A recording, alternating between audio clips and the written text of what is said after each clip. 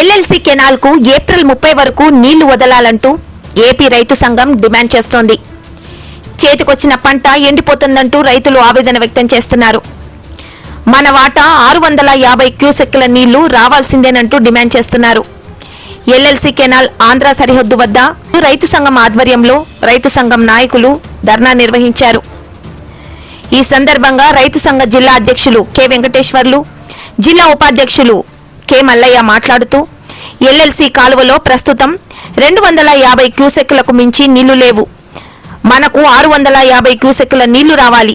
కానీ బోర్డు పరిధిలో ఉన్న ఎల్ఎల్సి అధికారులు కర్ణాటకలో ఉన్న రైతులకు నీళ్లు అమ్ముకుంటున్నారంటూ ఆరోపణ చేశారు. ఈ 250 క్యూసెక్కుల నీళ్లు 30,000 ఎకరాలకు కూడా సరిపోవు.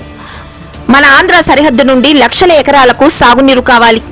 ప్రస్తుతం వరి, సజ్జ, మొక్కజొన్న, ఇతర పంటలు సాగులో ఉన్నాయి. ఏప్రిల్ 10 వరకు నీళ్లు బంద్ చేస్తే చేతికి వచ్చిన పంట నేలపాలవుతోందని ఆవేదన వ్యక్తం చేశారు. రైతులకు పంట మొత్తము చేతికి రావాలంటే ఏప్రిల్ ఆఖరు వరకు నీళ్లు అందిస్తే పంట చేతికి వస్తోందని తెలియజేశారు.